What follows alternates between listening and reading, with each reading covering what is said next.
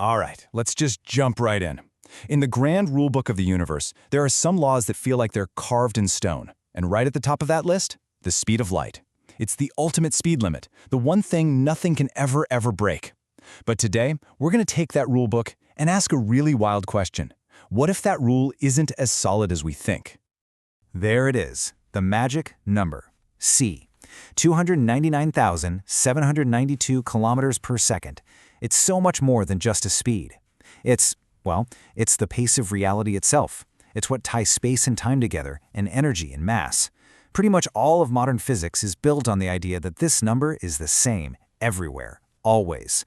It's the universe's most important constant. And that's the big one, isn't it? That's the question at the heart of our entire discussion today. What if that bedrock of physics has cracks in it? What if, way back in the history of the universe, the speed of light was different? This isn't just a fun what-if game, it's a serious scientific idea with consequences that could change literally everything.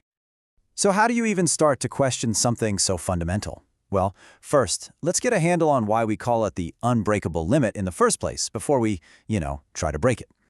Now, you'd think an idea this crazy must have come from science fiction, right? But the truth is, it was actually born from a very real, very frustrating problem. A cosmic puzzle that our standard model of the universe just can't seem to solve. And that puzzle has a name, the horizon problem. Here's a way to think about it. Imagine the brand new universe right after the Big Bang is like a giant cake baking in an oven.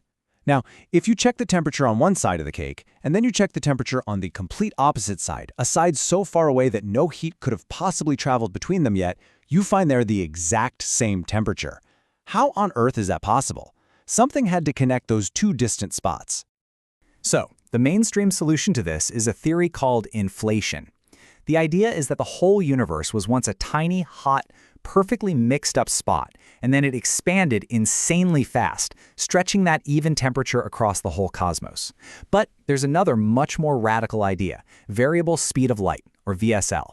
VSL theory says, hey, maybe the universe didn't expand faster than light, maybe light itself was just way faster back then, zipping across the cosmos, evening out the temperature everywhere before it slowed down to the speed we know today. And this isn't some brand new idea somebody just cooked up. It was first proposed back in the 90s by a physicist named John Moffat. And then a few years later, Andreas Albrecht-Magueijo really fleshed it out into a full-blown theory. And today, while it's definitely not the mainstream view, it's still a really intriguing alternative that scientists are kicking around. Okay, so let's just go with it for a minute. Let's pretend the speed of light really can change. What does that do to reality? Well, this is where things get truly wild. It's like pulling a thread that unravels the entire fabric of space and time. A changing speed of light kicks off this incredible domino effect. First, if c changes, then time dilation, the thing where time slows down as you get faster, gets all weird. That could then make it possible to send signals faster than light, and that leads to the biggest, most mind-breaking consequence of all.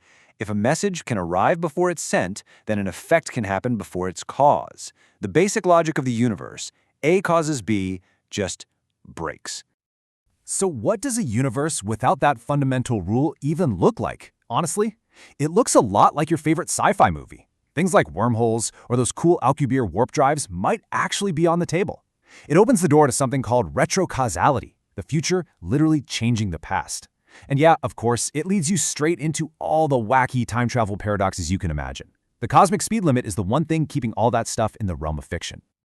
Let's just pause on this for a second. It's a heavy one. If light was faster back then, does that mean those ancient photons, the first light in the universe, were experiencing time differently from us? From our perspective, were they kind of time traveling from their now into our now? It's one of those deep, strange questions the theory just forces you to ask. All right, wormholes and time travel are fun to think about, but it's time for a reality check. Is there any actual, hard evidence that the speed of light has ever changed? Or is this whole thing just a cool idea on a blackboard? Yeah, this is where the rubber really meets the road. Scientists have been looking for proof, but the story the evidence tells is, well, it's complicated. The thing is, the evidence is kind of split. On one side, you've got some weird little anomalies in the cosmic microwave background. That's the leftover glow from the Big Bang that some people think could be a hint. And the math links up nicely with some ideas in string theory. But on the other side, we have incredibly precise experiments, like literally bouncing lasers off mirrors we left on the moon, that show the speed of light is rock solid. And so far, there's no direct smoking gun proof. And when I say those laser experiments are precise, I mean it. They've shown that if the speed of light is changing today, it's by a minuscule amount, less than 1 part in 100,000 every year. That's about as stable as it gets.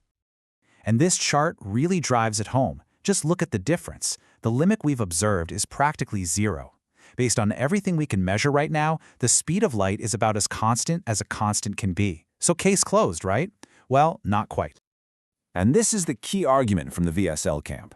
They're not saying the speed of light is changing dramatically right now. They're saying the big change happened in the very first sliver of a second after the Big Bang, in a hot, dense state we can't possibly recreate. The idea is that c settled down to its current value as the universe cooled. And since we can't test what happened back then, the theory stays alive, just out of reach. So this brings us to our final thought. If we can't prove VSL, and we can't disprove it, what's the takeaway? Well, the idea itself forces us to question the one thing we all experience, the present moment, our sense of now. Think about that. If the very rate of causality, the flow of time itself, could have been different in the past, what does that make our now? Is it just a temporary local rule? Could it mean that the present isn't as real as we think, and that maybe all moments in time, past, present, and future, are all coexisting out there somehow? Now, if this is your brain buzzing and you want to dive even deeper down this rabbit hole, there's a ton of great stuff out there. Albrecht-Magueijo's book is the definitive take on VSL. Brian Greene talks a lot about changing constants in his work, and Günter Nimtz has done some, let's just say, controversial experiments that are really fascinating to read about. So we'll leave you with this one last thought to chew on. We already know that time is relative to speed and to gravity, but what if it's also relative to the age of the universe itself? What if that fundamental constant that defines this very second for you isn't so constant after all? What does that mean for your now?